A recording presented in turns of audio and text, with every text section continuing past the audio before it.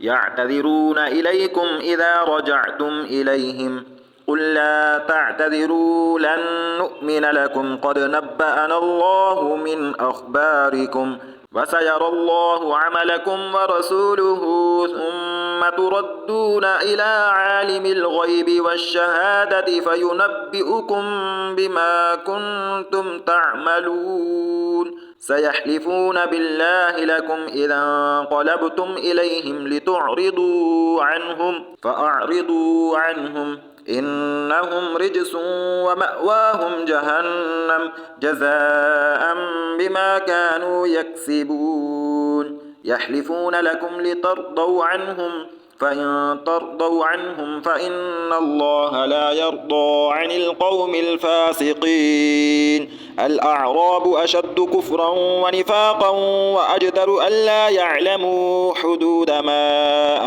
أنزل الله على رسوله والله عليم حكيم ومن الأعراب من يتخذ ما ينفق مغرما ويتربص بكم الدوائر عليهم دائرة السوء والله سميع عليم ومن الأعراب من يؤمن بالله واليوم الآخر ويتخذ ما ينفق قربات عند الله وصلوات الرسول ألا إنها قربة لهم سيدخلهم الله في رحمته إن الله غفور رحيم والسابقون الأولون من المهاجرين والأنصار والذين اتبعوهم بإحسان رضي الله عنهم ورضوا عنه وأعد لهم جنات تجري تحتها الأنهار خالدين فيها أبدا ذلك الفوز العظيم وممن حولكم من الأعراب منافقون ومن أهل المدينة مردوا على النفاق لا تعلمهم نحن نعلمهم سنعذبهم مرتين ثم يردون إلى عذاب عظيم وآخرون اعترفوا بذنوبهم خلطوا عملا صالحا وآخر سيئا عسى الله أن يتوب عليهم إن الله غفور رحيم خذ من أموالهم صدقة تطهرهم وتزكيهم بها وصل عليهم إن صلاتك سكن لهم والله سميع عليم ألم يعلموا أن الله هو يقبل التوبة عن عباده ويأخذ الصدقات وأن الله هو التواب الرحيم وقل اعملوا فسيرى الله عملكم ورسوله والمؤمنون وستردون إلى عالم الغيب والشهادة فينبئكم بما كنتم تعملون وآخرون مرجون لأمر الله إما يعذبهم وإما يتوب عليهم والله عليم حكيم والذين اتخذوا مسجدا ضرارا وكفرا وتفريقا بين المؤمنين وإرصادا لمن حارب الله ورسوله من قبل وليحلفن إن أردنا إلا الحسنى والله يشهد إنهم لكاذبون لا تقم فيه أبدا لمسجد أسس على التقوى من أول يوم أحق أن تقوم فيه رجال يحبون أن يتطهروا والله يحب المطهرين أفمن أسس بنيانه على تقوى من الله ورضوان خير أمن أسس بنيانه على شفا جرف هار فانهار به في نار جهنم والله لا يهدي القوم الظالمين لا يزال بنيانهم الذي بنوا ريبة في قلوبهم إلا أن تقطع قلوبهم والله عليم حكيم إن الله اشترى من المؤمنين أنفسهم وأموالهم بأن لهم الجنة يقاتلون في سبيل الله فيقتلون ويقتلون وعدا عليه حقا في التوراة والإنجيل والقرآن ومن أوفى بعهده من الله فاستبشروا ببيعكم الذي بايعتم به وذلك هو الفوز العظيم. التائبون العابدون الحامدون السائحون الراكعون الساجدون الآمرون بالمعروف والناهون عن المنكر والحافظون لحدود الله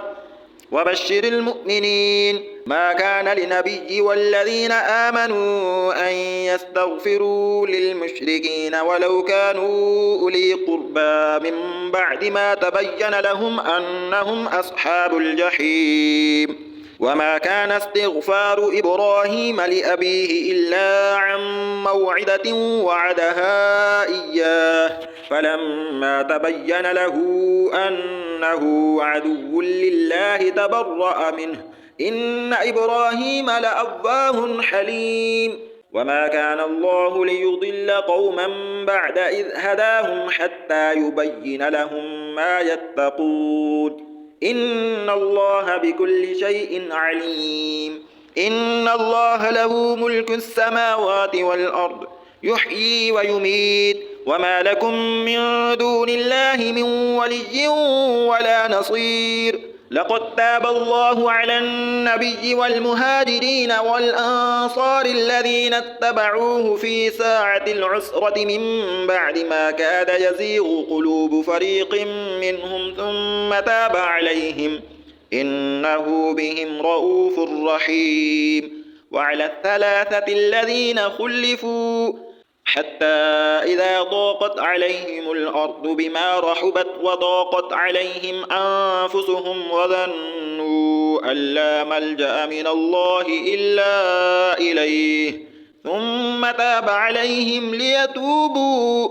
إن الله هو التواب الرحيم. يا أيها الذين آمنوا اتقوا الله وكونوا مع الصادقين. ما كان لأهل المدينة ومن حولهم من الأعراب أن يتخلفوا عن رسول الله ولا يرغبوا بأنفسهم عن نفسه ذلك بأنهم لا يصيبهم ظمأ ولا نصب ولا مخمصة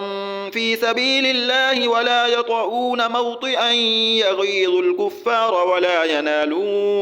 ولا ينالون من عدو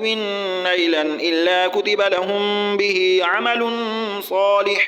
إن الله لا يضيع أجر المحسنين. ولا ينفقون نفقة صغيرة ولا كبيرة ولا يقطعون واديا إلا كتب لهم ليجزيهم الله أحسن ما كانوا يعملون. وما كان المؤمنون لينفروا كافة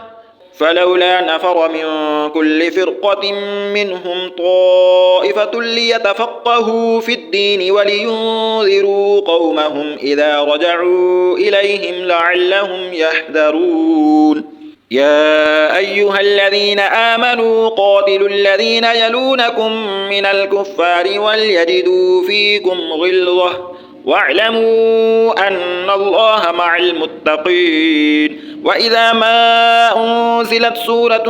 فمنهم من يقول أيكم زادته هذه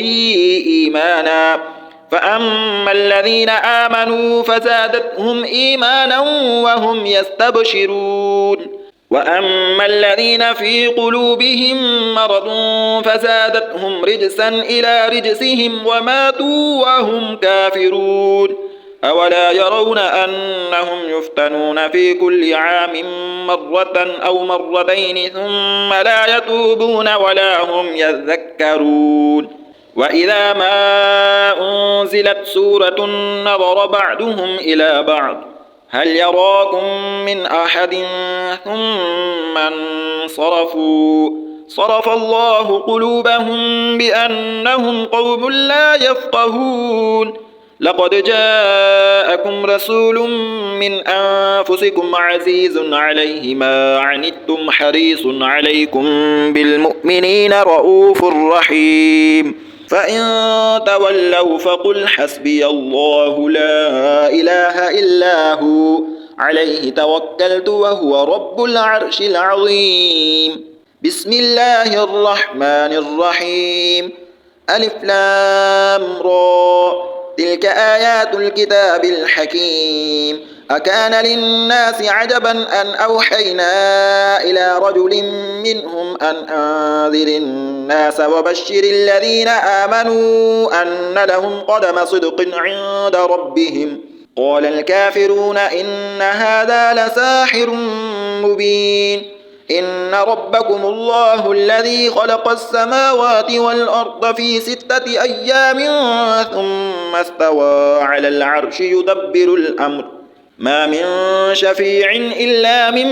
بعد إذنه ذلكم الله ربكم فاعبدوه أفلا تذكرون. إليه مرجعكم جميعا وعد الله حقا إنه يبدأ الخلق ثم يعيده ليجزي الذين آمنوا وعملوا الصالحات بالقسط والذين كفروا لهم شراب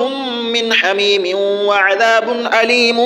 بما كانوا يكفرون. هو الذي جعل الشمس ضياء والقمر نورا وقدره منازل لتعلموا عدد السنين والحساب ما خلق الله ذلك إلا بالحق يفصل الآيات لقوم يعلمون. إن في اختلاف الليل والنهار وما خلق الله في السماوات والأرض لآيات لقوم يتقون. إن الذين لا يرجون لقاءنا ورضوا بالحياة الدنيا واطمأنوا بها والذين هم عن آياتنا غافلون أولئك مأواهم النار بما كانوا يكسبون. إن الذين آمنوا وعملوا الصالحات يهديهم ربهم بإيمانهم تجري من تحتهم الأنهار في جنات النعيم دعواهم فيها سبحانك اللهم وتحيتهم فيها سلام وآخر دعواهم أن الحمد لله رب العالمين. ولو يعجل الله للناس الشر استعجالهم بالخير لقضي إليهم أجلهم فنذر الذين لا يرجون لقاءنا في طغيانهم يعمهون. وإذا مس الإنسان الضر دعانا لجنبه أو قاعدا أو قائما فلما كشفنا عنه ضره مر كأن لم يدعنا إلى ضر مسه كذلك زين للمسرفين ما كانوا يعملون. ولقد أهلكنا القرون من قبلكم لما ظلموا وجاءتهم رسلهم بالبينات وما كانوا ليؤمنوا كذلك نجزي القوم المجرمين. ثم جعلناكم خلائف في الأرض من بعدهم لننظر كيف تعملون. وإذا تتلى عليهم آياتنا بينات قال الذين لا يرجون لقاء نأت بقرآن غير هذا أو بدله قل ما يكون لي أن أبدله من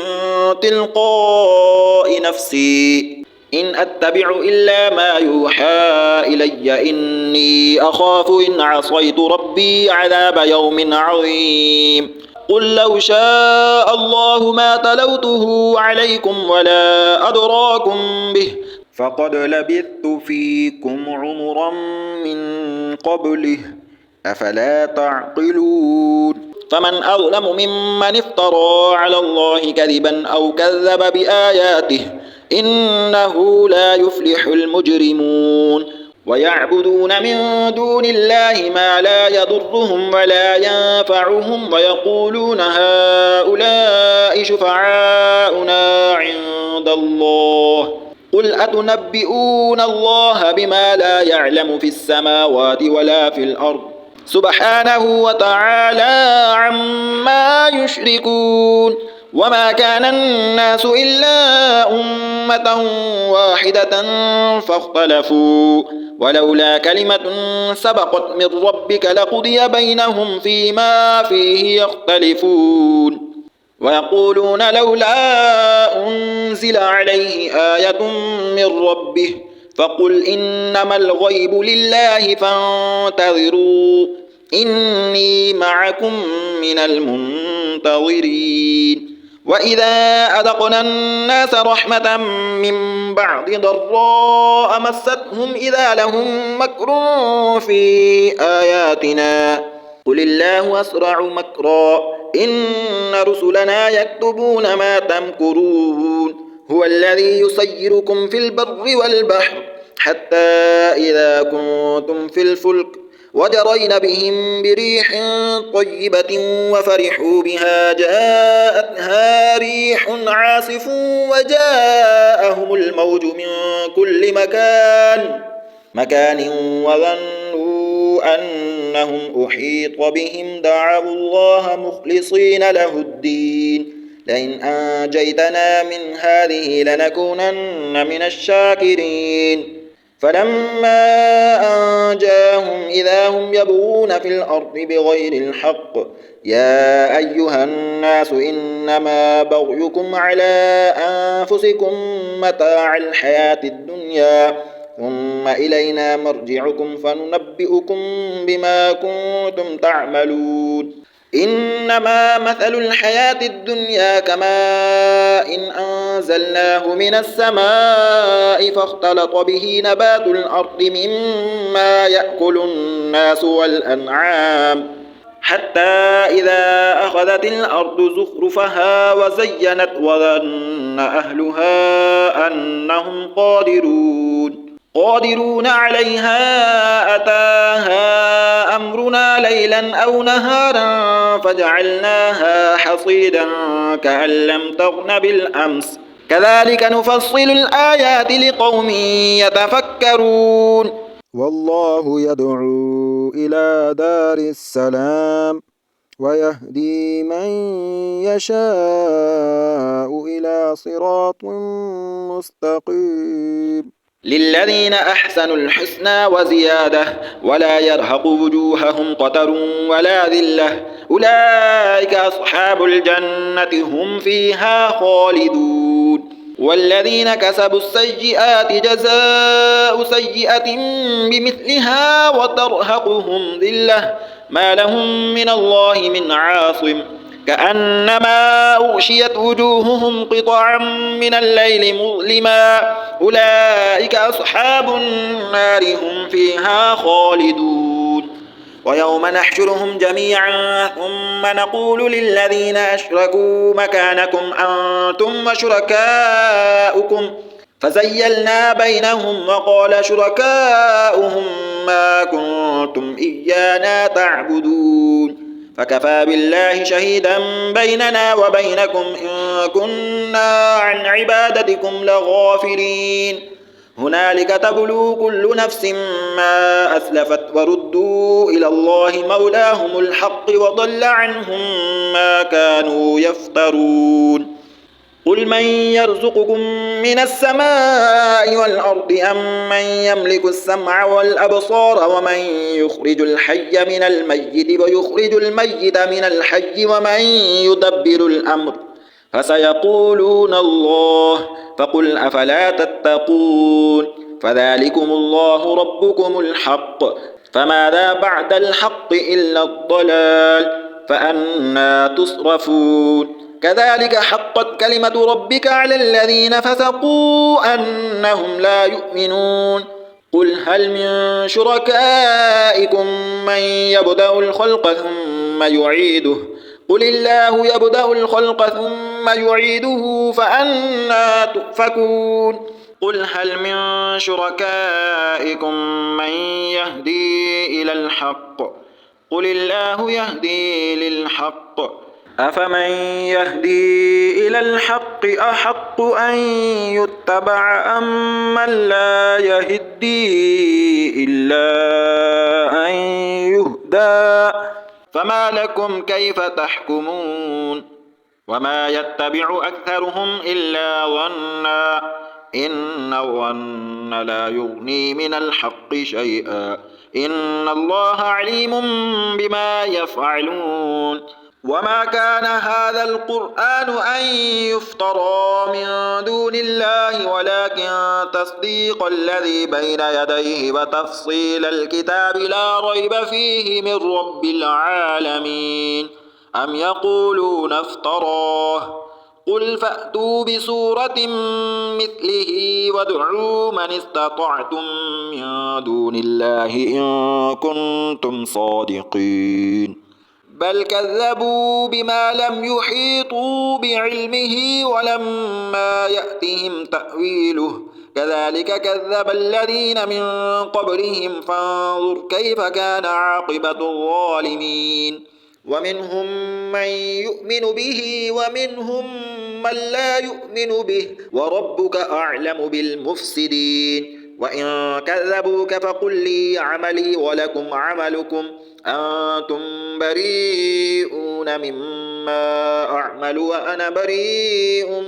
مما تعملون. ومنهم من يستمعون إليك أفأنت تسمع الصم ولو كانوا لا يعقلون. ومنهم من ينظر إليك أفأنت تهدي العمي ولو كانوا لا يبصرون. إن الله لا يظلم الناس شيئا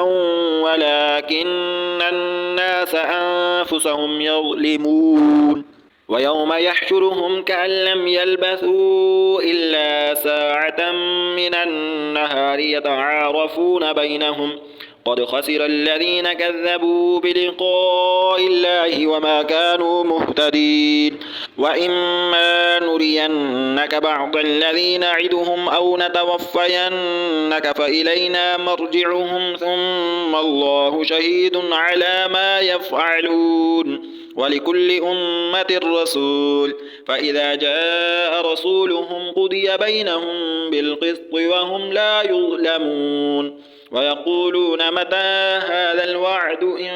كنتم صادقين. قل لا أملك لنفسي ضرا ولا نفعا إلا ما شاء الله لكل أمة أجل إذا جاء أجلهم فلا يستأخرون ساعة ولا يستقدمون. قل أرأيتم إن أتاكم عذابه بياتا أو نهارا ماذا يستعجل منه المجرمون أثم إذا ما وقع آمنتم به الآن وقد كنتم به تستعجلون. ثم قيل للذين ظلموا ذوقوا عذاب الخلد هل تجزون إلا بما كنتم تكسبون. ويستنبئونك أحق هو قل إي وربي إنه لحق وما أنتم بمعجزين. ولو أن لكل نفس ظلمت ما في الأرض لافتدت به وأسروا الندامة لما رأوا العذاب وقضي بينهم بالقسط وهم لا يظلمون. ألا إن لله ما في السماوات والأرض ألا إن وعد الله حق ولكن أكثرهم لا يعلمون. هو يحيي ويميت وإليه ترجعون. يا أيها الناس قد جاءتكم موعظة من ربكم وشفاء لما في الصدور وهدى ورحمة للمؤمنين. قل بفضل الله وبرحمته فبذلك فليفرحوا هو خير مما يجمعون. قل أرأيتم ما أنزل الله لكم من رزق فجعلتم منه حراما وحلالا قل الله أذن لكم أم على الله تفترون. وما ظن الذين يفترون على الله الكذب يوم القيامة إن الله لذو فضل على الناس ولكن أكثرهم لا يشكرون. وما تكون في شأن وما تتلو منه من قرآن ولا تعملون من عمل إلا كنا عليكم شهودا إذ تفيضون فيه وما يعزب عن ربك من مثقال ذرة في الأرض ولا في السماء ولا أصغر من ذلك ولا أكبر إلا في كتاب مبين ألا إن أولياء الله لا خوف عليهم ولا هم يحزنون الذين آمنوا وكانوا يتقون لهم البشرى في الحياة الدنيا وفي الآخرة لا تبديل لكلمات الله ذلك هو الفوز العظيم ولا يحزنك قولهم إن العزة لله جميعا هو السميع العليم ألا إن لله من في السماوات ومن في الأرض وما يتبع الذين يدعون من دون الله شركاء إن يتبعون إلا الظن وإن هم إلا يخرصون هو الذي جعل لكم الليل لتسكنوا فيه والنهار مبصرا إن في ذلك لآيات لقوم يسمعون قالوا اتخذ الله ولدا سبحانه هو الغني له ما في السماوات وما في الأرض إن عندكم من سلطان بهذا أتقولون على الله ما لا تعلمون قل إن الذين يفترون على الله الكذب لا يفلحون متاع في الدنيا ثم إلينا مرجعهم ثم نذيقهم العذاب الشديد بما كانوا يكفرون واتل عليهم نبأ نوح إذ قال لقومه يا قوم إن كان كبر عليكم مقامي وتذكيري بآيات الله فعلى الله توكلت فأجمعوا أمركم وشركاءكم ثم لا يكن أمركم عليكم غمة ثم اقضوا إلي ولا تنظرون فإن توليتم فما سألتكم من أجر إن أجري إلا على الله وأمرت أن أكون من المسلمين فكذبوه فنجيناه ومن معه في الفلك وجعلناهم خلائف وأغرقنا الذين كذبوا بآياتنا فانظر كيف كان عاقبة المنذرين ثم بعثنا من بعده رسلا إلى قومهم فجاءوهم بالبينات فما كانوا ليؤمنوا بما كذبوا به من قبل كذلك نطبع على قلوب المعتدين ثم بعثنا من بعدهم موسى وهارون إلى فرعون وملئه بآياتنا فاستكبروا وكانوا قوما مجرمين فلما جاءهم الحق من عندنا قالوا إن هذا لسحر مبين قال موسى أتقولون للحق لما جاءكم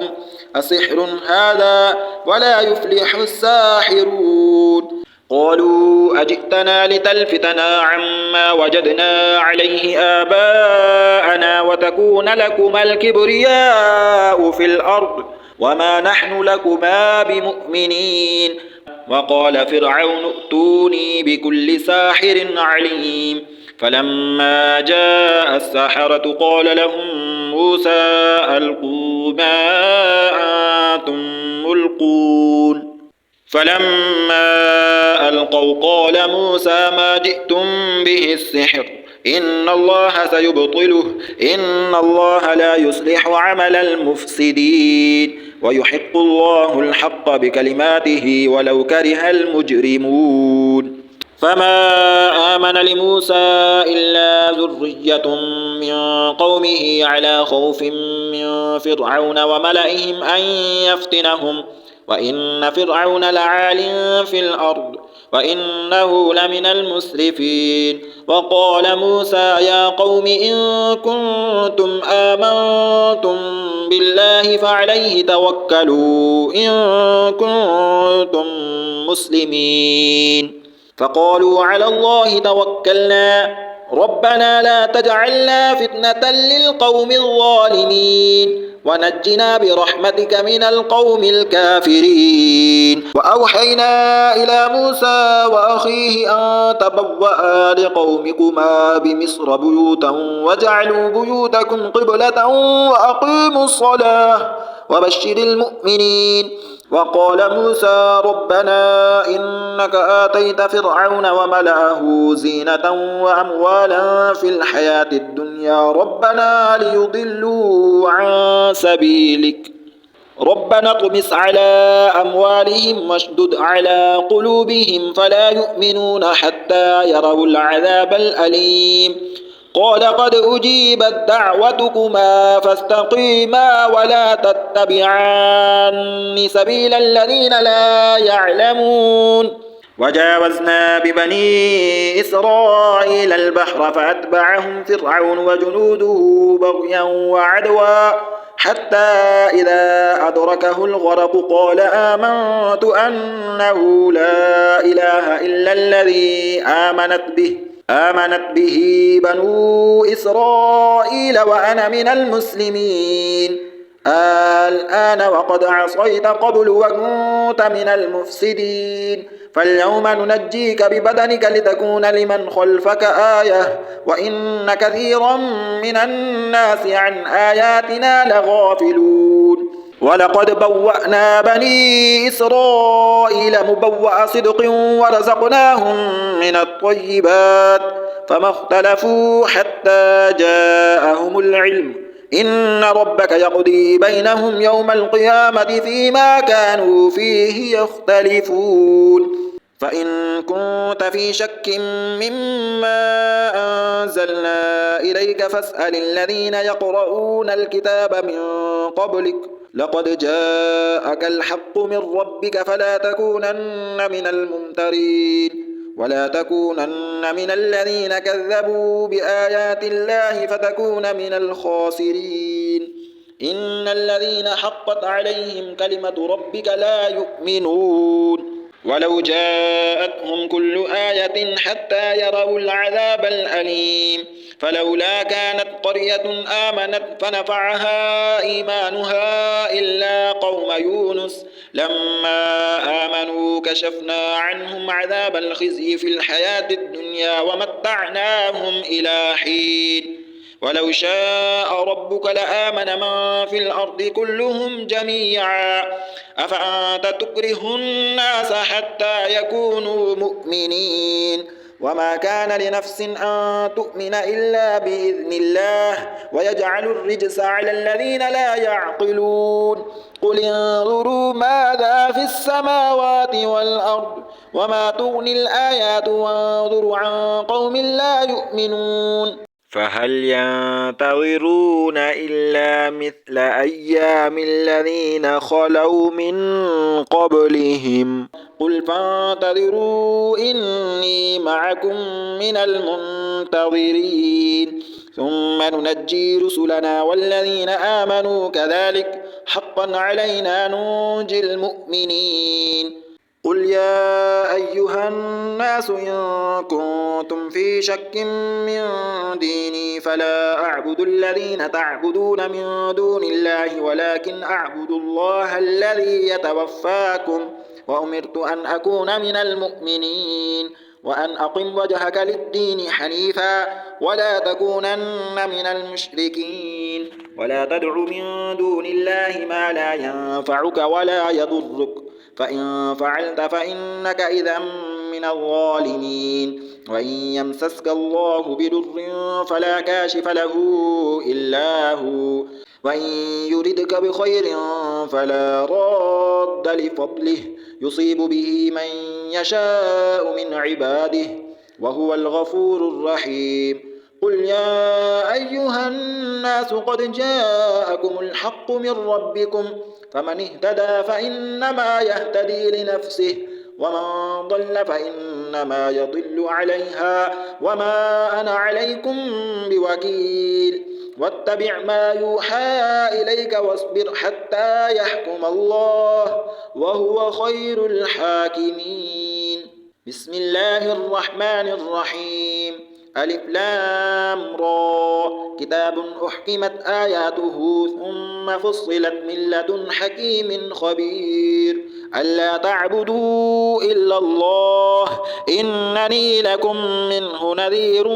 وبشير وأن استغفروا ربكم ربكم ثم توبوا إليه يمتعكم متاعا حسنا إلى أجل مسمى ويؤتي كل ذي فضل فضله وإن تولوا فإني أخاف عليكم عذاب يوم كبير